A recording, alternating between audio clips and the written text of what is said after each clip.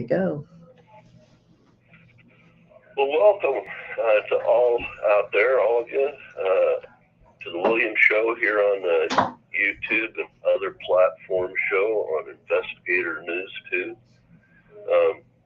This report's coming from somewhere in Washington State, in Miss Miki's den. She's my service dog, by the way. And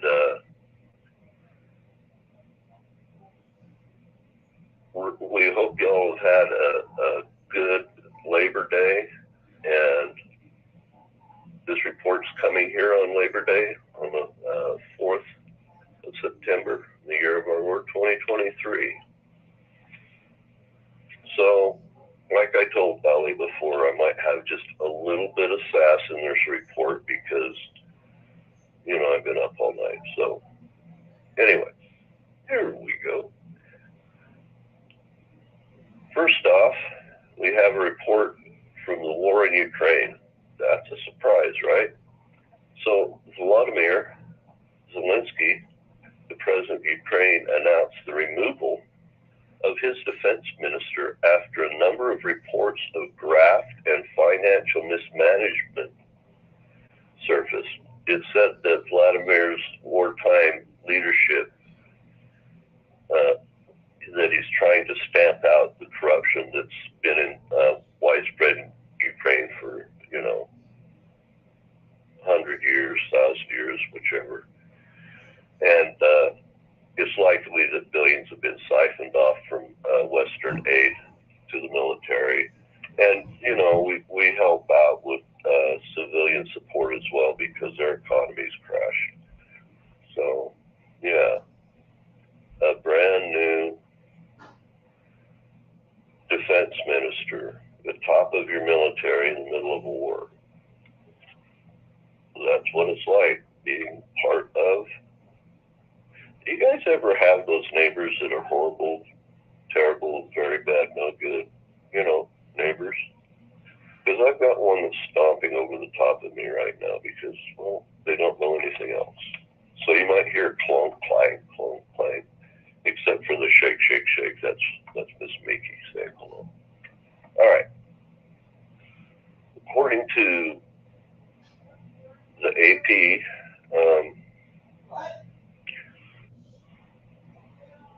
there's been a late storm that occurred on this week-long counterculture festival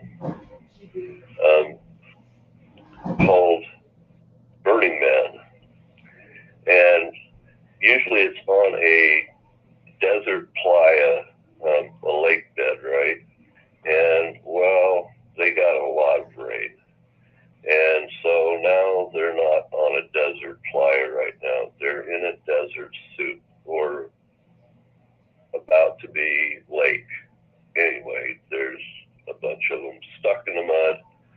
And the party goers are, a foot deep in the mud along with their tents, and some of their working toilets are going out of service. And if you have the RVs, the tanks are filling up, and the whole thing. And even President Biden has been reported to about the situation at Burning Man. And it's been so much rain that they've actually, this year, I think it's the very first year, had to not do the Burning Man on the day they said, but wait until the next day. And so I think they're going to burn them today. So, I've always wondered on that whole Burning Man thing, is it a he or a she? Because if it's a she, I'm out of the running, right? Anyway, so there was also a death at Burning Man, and there's an investigation underway by the county, but we don't know what the cause of death was. It may have been, they had a little bit too much ganja or heart attack, or they just don't know because they're a long way from any real law enforcement and hospital and whatnot, because they're out on the desert doing Burning Man. Anyway, they say the hardest going up, and not just with, but with mud too. Yeah, and so it's sticking. It sticks in, sticks on, it sticks around. A lot of people are just starting to walk around with trash bags over their feet because, your shoes don't get as sticky. Anyway, so there's folks sharing their RV outhouse and stuff like that. Everybody's trying to be, so that they're not like walking around in their own gig. They're just walking around in some other gig. And, it's been a big festival, right? And the playa where Burning Man happens, it's like the salt flats at the Great Salt Lake, right, in the desert. When you get flood, it's almost near the lake and the water just runs everywhere. Well, all that turns into mush instantly. So if you're in a vehicle, when it turns to mush, that vehicle could be there kind of forever, because getting it out is slimy. Anytime you've been around silt that's, tens and hundreds of feet deep and it gets wet, it's gooey. Anyway, the Burning Man is a theme of the death of, could be, we're not sure exactly what Burning Man is. They don't really say completely, but it's a theme of the death of man or the birth of freedom, because, they all run around, some of them half naked or, just with makeup on or whatever. And it's kind of a non-conformist society that gather every year, and it's pretty different. Anyway, if you go there, you're no longer a human, you're a burner. So if you're a burner and you missed it this year, this was the year to miss it. Anyway, they're kind of stuck out there in the mud, and we'll have a little more report on what's going on with that. So the undeniable Dr. Fauci is now concerned that people may now not wear masks when they're requested or demanded by the government to wear. Yeah. I wonder why that is. Huh. Okay, let's move on. I think everybody caught that one. So there's this mounting tensions. Get it, mounting tensions in the mountains. Mounting in the mountains, I killed myself. Anyway, separating India and China. So Bloomberg's reporting that Xi is likely planning to skip the Great 20 or the G20 Nations Summit that's being hosted by India because of, there's tensions on the border between them. So according to Forbes, now that we're not doing something according to Bloomberg, there's breaking news, is that Putin of Russia and Erdogan of Turkey are to discuss a grain deal in their meeting in Sochi, Russia. The recently re-elected president of Turkey, Erdogan, I want to say Erdogan, but it's Erdogan of Turkey, is trying to get more grain to the world to alleviate hunger like that's going on in Africa. Because we know that the people in Sudan have been hungry for 120 days now. And so famine is not far behind. And kudos to him. But there was a little downside because we'll get to that in the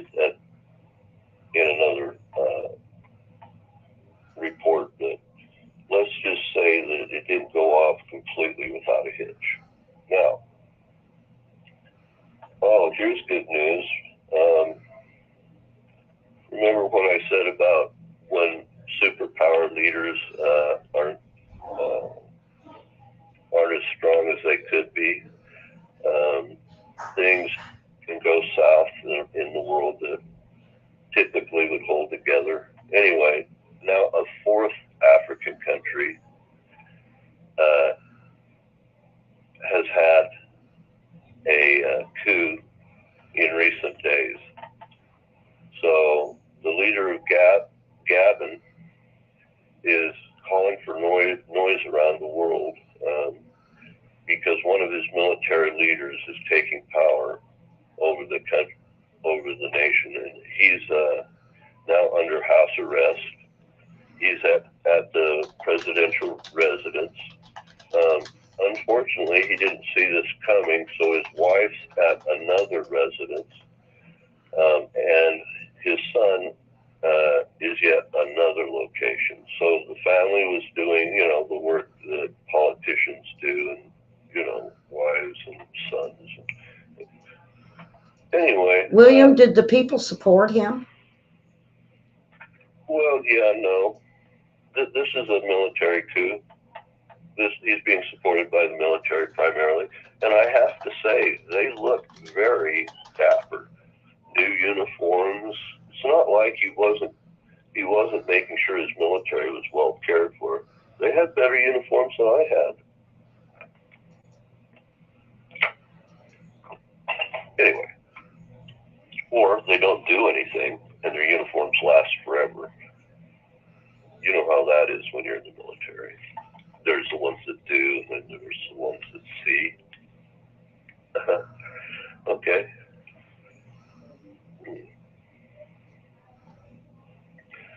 So, because there's so many African coups that are going on right now, a lot of the countries in Central Africa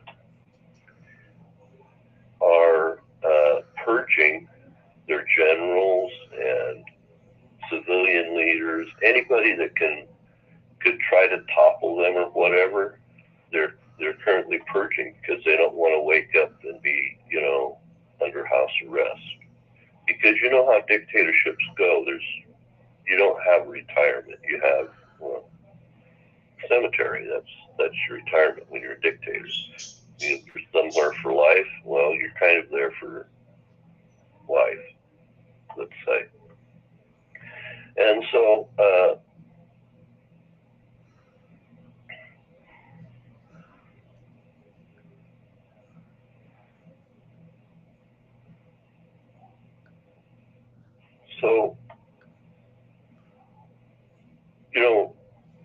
President Biden's a de facto leader of the world by virtue of the United States being, a super dominant economy and our military.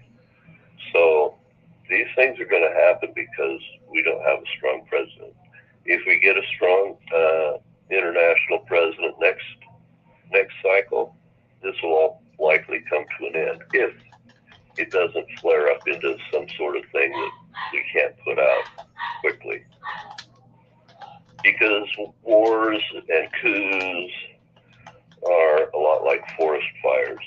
If it's small and you get to it quickly, if you get out the Pulaski and shovel and a little water, you can put the thing out. But if it grows and it grows, it becomes its own monster, and it feeds for itself, it breathes for itself, it creates its own weather. It's a monster. And that's the problem with wars and coups. They can do the same thing. But good news. Here's some fine, great news. According to Vice President Harris, she and Biden are very proud of the amount of liberal policies and laws and the accomplishments that have been put forward during their administration. She's quite pleased with it. Sure, okay. Yep. It must be. The Vice President says so. And she is an intellectual giant after all. So, after an invitation from the Mongolian leader to the Pope 800 years ago, not like 80 days ago or 80 months ago, 800 years ago, Pope Francis decided to take a trip to Mongolia, take them up on their offer. Apparently it's multi-generational, so hey, I didn't know that. Hold on. So on behalf of the Vatican and Catholics everywhere, hello to Mongolia.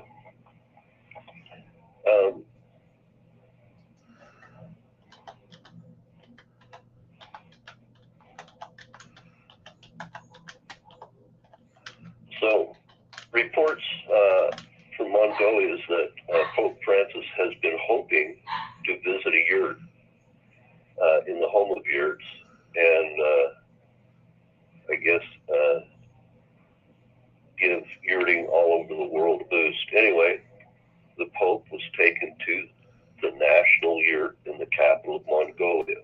Now, if you don't know what a yurt is, it's like a combination sort of a round teepee and a tent, but not with the spiky tip. It's got like a round ring in the very top of it, and so the spiky points that would come out of a teepee actually go into that ring.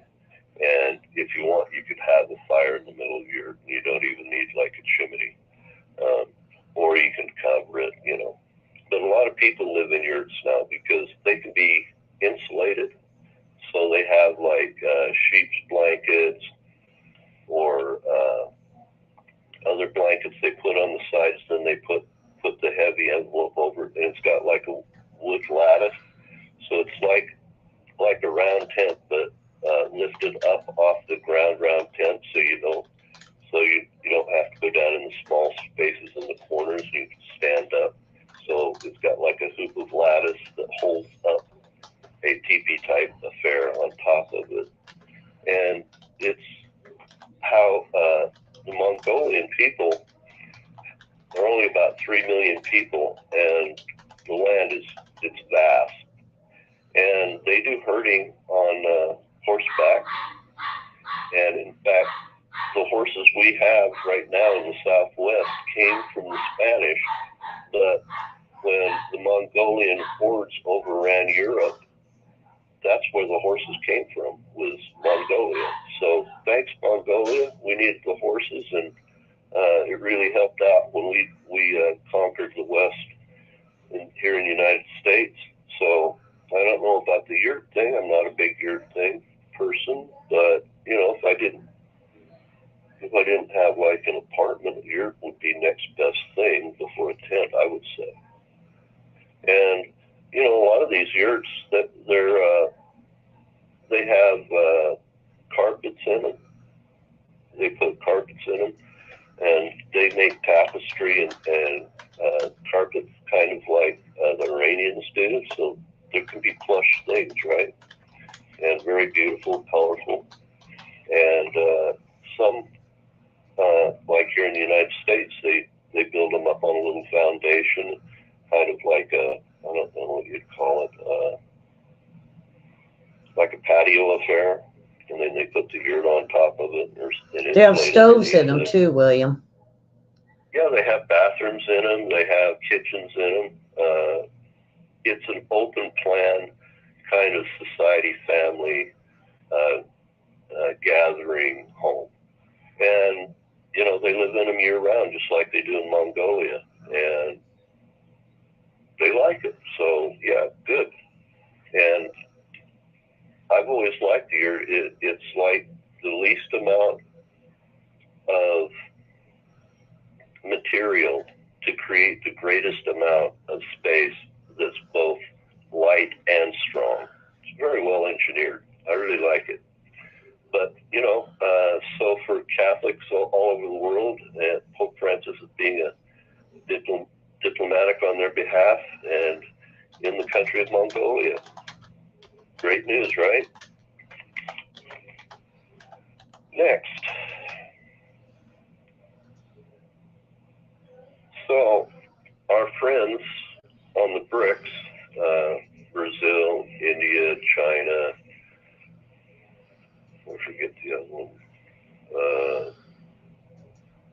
Saudi Arabia, BRICS.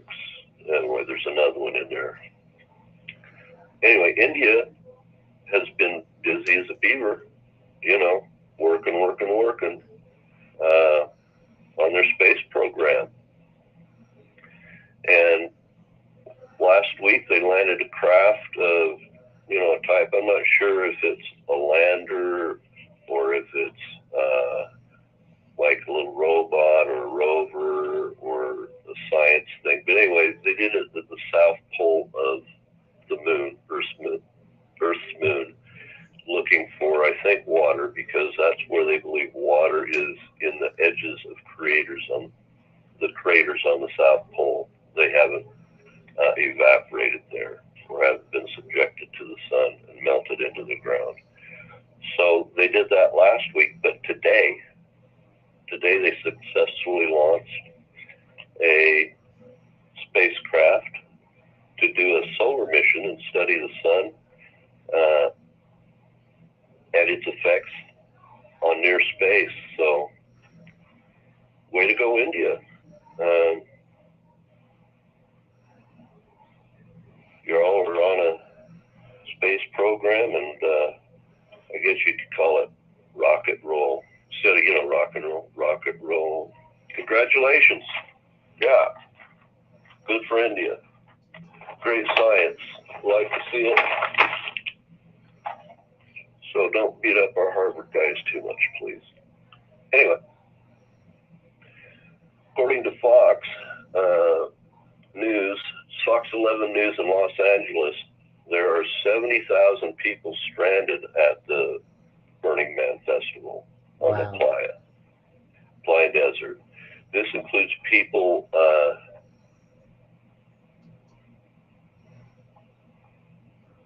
directed to shelter in place, and there's a 5-lane wide,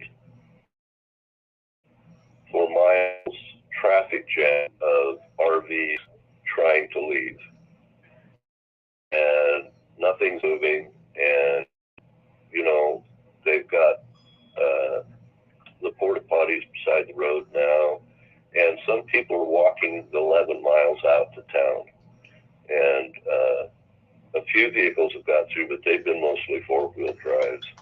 But the county has blocked the roads going in to Burning Man because of all the mud and impassable roads because of rain, the torrential rain. So the Playa this year has got a couple or many times the amount of normal rain. So just the week of Burning Man, they got more rain than they usually get all year. And the Playa was already half flooded before Burning Man. So Trent Palmer, he's one of the Flying Cowboys here in the West. They're a group of STOL airplane pilots that land in the mountains and out in the deserts, and pretty much anywhere you can land a helicopter, they'll land an airplane. They've done flyovers of it, and Trent said he wasn't even going to try to land out there on the Playa because he was afraid he'd have to leave the airplane till everything dried off. Because once you get even those bush wheels stuck, it's hard to get, going fast enough to get a plane off the ground. So, yeah, if you can't get one of those STOL planes up above about 40 miles an hour, you're going to be there for quite a while. And the Playa is not just in the desert, it's in the high desert. So the differential of altitude and the density of the air, so you could be at 5,000 feet, but if it's a warm day, you could have air density that's equal to 9,000 feet. And so it's hard to take off at really high altitudes because the air is so thin. So he wasn't even willing to land his bush planes when they went over last week for this last torrential rain. But here's the good news. The rain is supposed to be good for the planet, to grow, create creatures, to create more oxygen for countries like India and others to send rockets to the moon and out into the solar system and run our energy and our domestic living. So, yeah, climate change is being good to us. And it's a little bit sticky, especially if you're in the mud and your tent's in the mud. But the good news from the rain is that things will grow, and the rich and powerful were allowed to leave, but the rest weren't. Oops. Okay, moving on.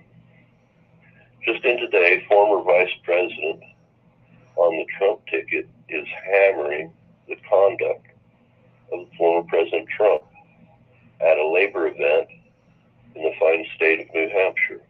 Now, I used to live in New Hampshire for 4 years. I really liked it. I lived near Portsmouth, New Hampshire.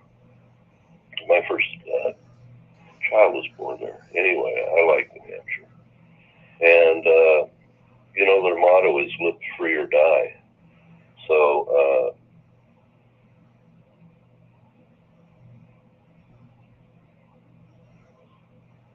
the one thing that's great about people from New Hampshire is they're really proud people, right? They make their own decisions. Nobody tells them what to do. They make their decisions as a group, and nobody gets to tell them what to do. So, and John Paul Jones used to live in Portsmouth, New Hampshire. I know that. It's one of the oldest towns in the United States. It's like Boston, Plymouth, Strawberry Bank, St. Augustine, very old, and have a long, rich English history here in North America. So, hello, people from New Hampshire. Glad to see you're putting your gatherings together and having your programs here on Labor Day. They have a lot of labor unions in New Hampshire. I don't know if you know that, but there's a lot of water in New Hampshire. New Hampshire's like on a big slab of granite. And water just runs everywhere. So if you got a stream, you can build a water wheel. If you got a water wheel, you can manufacture something. So guns are manufactured there, and a lot of the clothing that went all over the world, actually, at the time, was manufactured in New Hampshire and Massachusetts, right there. So, yeah, I really liked it. All right, moving on. One New Hampshire for you guys. Oh, I like the motto, live free or die. I brought my plate all the way back to Utah, so I could drive in an extra year with that plate on it. It's great. According to CNBC, international TV, an Italian minister says many parties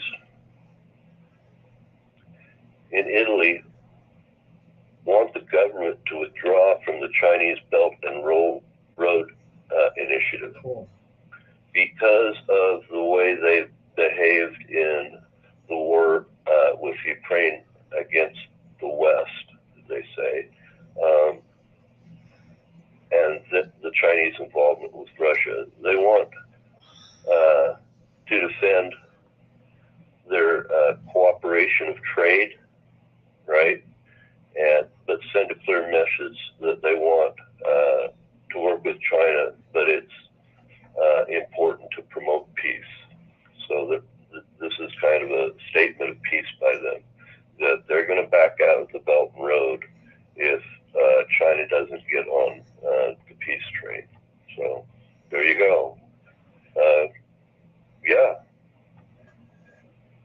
I guess that's good news if you're in the West. So bad news if you're in the East, unless you're not that part of the East. And we're having torrential rains in the Southwest United States. And we have a possible drowning victim in the one place you wouldn't think of somebody being drowned, in West Las Vegas. The streets have been turned into rivers in places, and they found a lady that was caught in some debris. They're not sure sure if she drowned yet or not, but she's gone, and water is running down the street. She was in the mess, so there it is. So, Ellie, has Larry moved yet? Do you know? Yes, he moved the middle of last month, so but he's up at Reno. If you're listening to us, Larry, be careful. Yeah, he's up around Reno, so. All right. So I just thought I'd share that. Say hi to Larry. Moving on.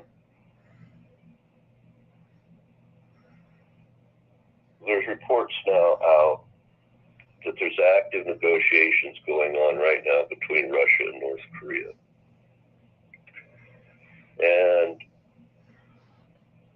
it's for armaments, shells, missiles, whatever North Korea is willing to send. North Korea's got a big land army. They got 4 million under arms, so it's not going to be a joke what they can send. And they have direct access to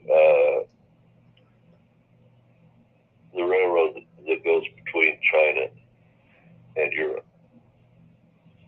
So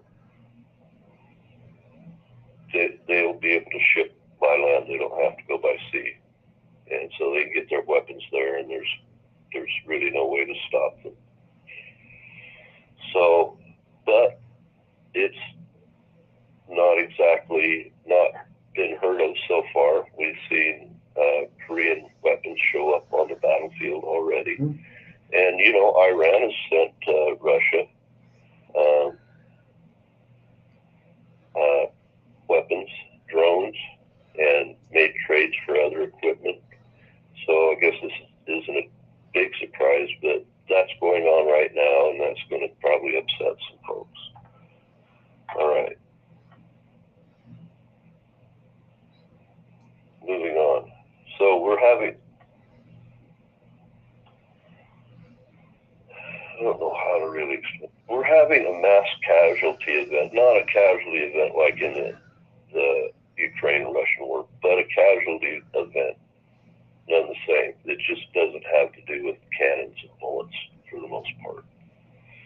In the Gaza Strip, so there's Eritreans. There's a large group of Eritreans in the Gaza Strip in Israel. And they came across the border before Egypt put up their wall fence thing to stop people from just really traveling Africa into Asia. So anyway, by way of Israel. So two groups of Eritreans, apparently they kind of split equal sides, got going at each other. And so it was basically a fisticuff war, you know, clubs, rocks, the basic sticks and stones thing. And the Israeli police had to go in and quell it. And of course, the Israeli police, a bunch of them got wounded as well as the Eritreans. So there's more than 50 wounded at least. And, you know, shops glass were smashed in, and police cars were stomped to pieces, and, you know, the general Gaza Strip stuff. But the fact that these are all Eritreans that are asylum seekers is kind of the new twist. So today they've had shopkeepers replacing all the glass in their businesses, but President Netanyahu's taken a little stand on this in Israel, and he's vowing to deport all the illegals from Eritrea from the country. Now, he says that the Supreme Court of Israel in the past had allowed policies that have led to this situation that happened today, and he's vowed to deport them all. Now, President Netanyahu, when he says something like that, and if I were an Eritrean refugee in Israel, I would start hiding, number one, or two, packing my bags, because Netanyahu tends to do exactly what he says. He's kind of like Putin that way, or Trump. So, yeah, bad squabble for the Eritreans, and yeah, but it was a mass casualty event anyway. Mm-hmm. I don't think anybody was killed, though. That's good news. Bad news, lots of broken stuff in people. Oh, Dateline Russia. Here we go. Bella, you're going to like this. Many influencers in Russia are attracting the eye of the Russian national government, because they've been making a little bit of money, well, quite a lot of money, for advertisers, and they've been getting, the advertising kickbacks themselves. But the influencers have been taking basically videos of the carnage going on in war, right? And putting it up on the internet and on multiple platforms, and they've been getting a lot of traffic, right? And so what the Russian government is going to do is, well, they could arrest all the influencers, but other influencers will just pop up again. It's like whack-a-mole. If you take away content creators, other content creators just step in. That's just the way that works. Every platform has a certain amount possible of content creators, and no matter what, it will fill up on its own. So that's why they create the platforms. Anyway, so the Russian government decided, well, we're not going to go after the influencers. We're going to shut down the platforms. And that's what they're doing right now. And they're citing because people were putting up too much grisly content. Wow. And, this is not well for the freedom of the blogosphere either. So if you're out there and you're putting up information that's grotesque and just attacking one side of any one situation, you might think about that again, because you might ruin it for everybody else. All right, said my piece, right? I can move on. So here we are with CNN.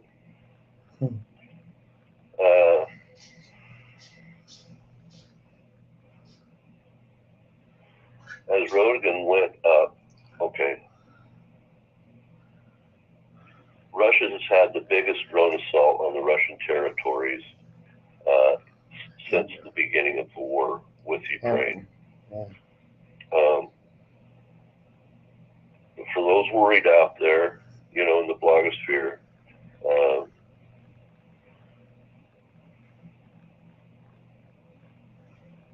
you may not have to, wait long for vindication and whatnot. Rodigan began his visit and with President Putin, with Russia, and the military of Russia also launched an attack.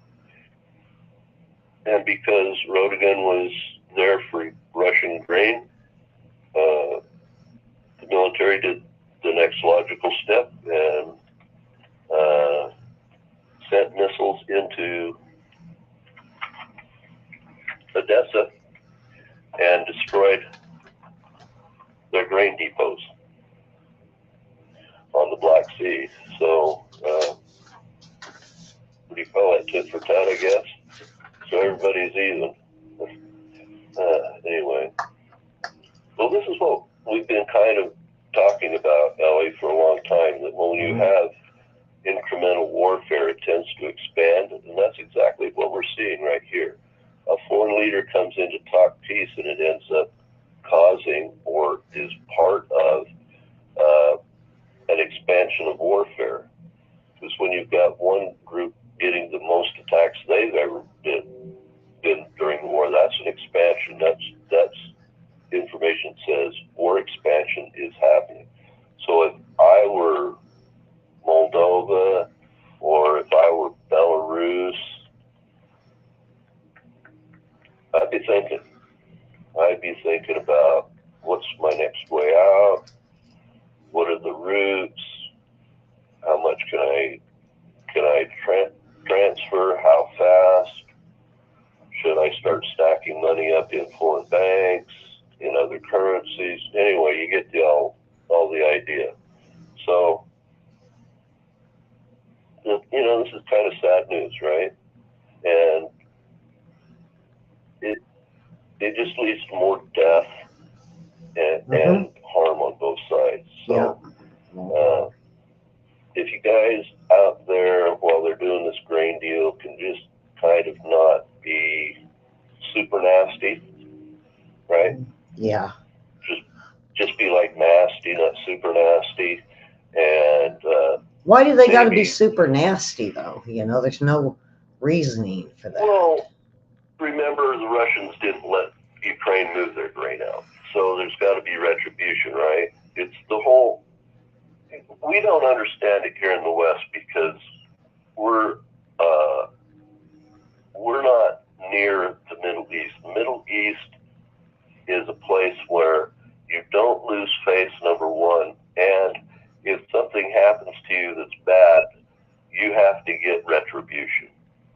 It's not like forgive and forget over there. This is Hatfields and McCoy country, all right? That's just the letter of law in the Middle East. And Ukraine is almost right there. They're on the doorstep of the Middle East. Yeah. And those ideas permeate a great deal of their society and Russian society as well. So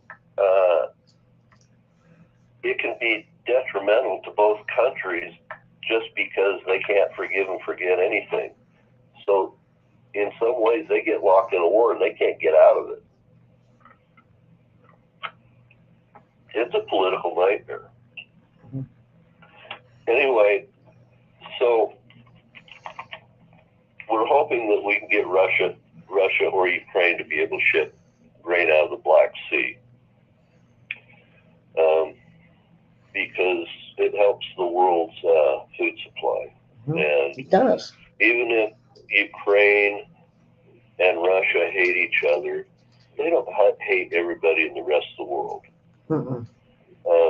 Russia has their compatriots out here in the world, and the West has their compatriots out here in the world, and everybody should be able to benefit from, their harvest, and of course they benefit as well from it. So, let's hope that Rodigan and Putin and maybe even, God forbid, Zelensky can come up with a deal that they can all live with, so both sides can transfer grain and maybe not ship arms in.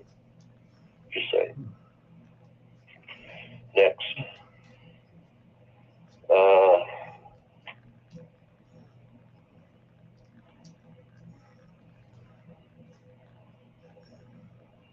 So officials in the Russian Wagner Group in Africa have been taking, let's call it, lucrative property and businesses when they go in and destabilize a country.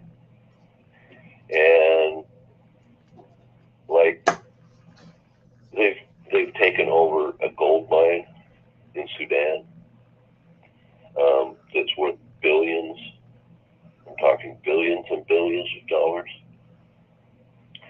And wherever Wagner goes, so they're paid for by the Russian government, but they also exploit opportunities that are in their path. And it kind of directs their path in a way, if you know what I mean.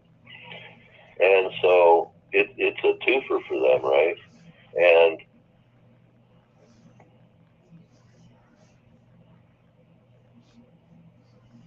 so Africa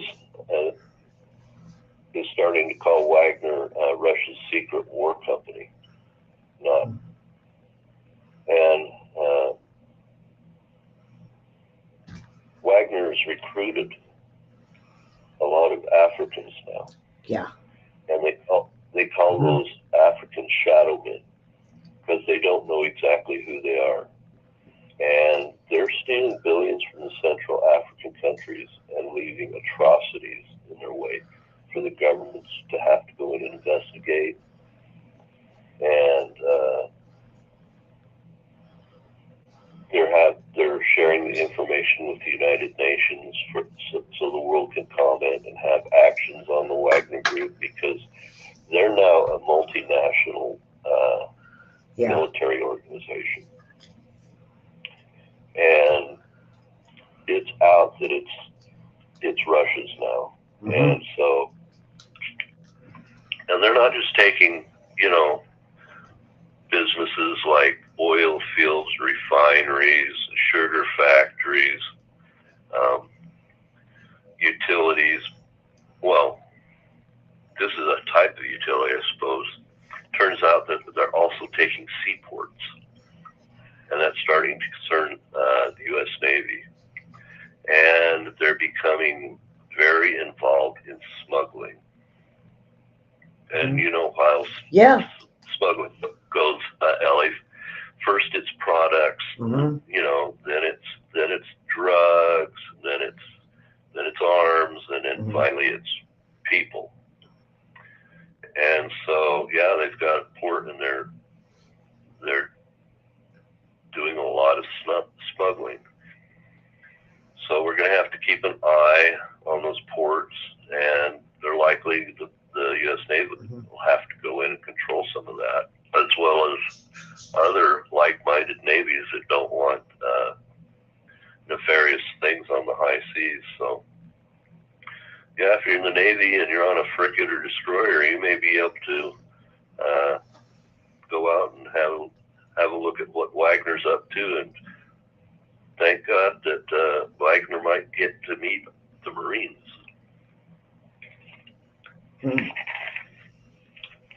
So, wow, I must have missed a page again.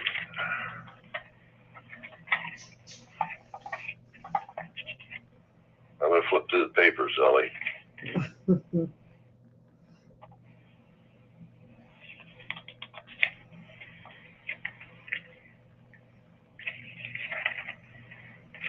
Vice President, India, might have missed it right there. Playa, Gaza Strip, torrential rains. I might be done, Ellie. That's whenever you're done, you're done. So everybody, we didn't quite make the hour. We'll try to find some more. Wednesday will be next week. But so please like us if you like our content, even though I might have been a little sassy. And share it, comment. We like all the comments. We always love feedback, and we'll act on some of the feedback and say so when we do. So for all of you union workers and laborers, enjoy this happy day, and the rest that aren't part of that group, enjoy the holiday as well, family, friends, and your community. And thanks, Ellie, for sponsoring my little Monday report. And until next week, report from here in Miki the service dog's den. She kind of finds her place, and I drag in the air conditioner and refrigerator. You know how service dogs and old vets are. And have a blessed day, and we'll see you next week on Monday and Wednesday on the World War III report. Okay? Have a good day, folks.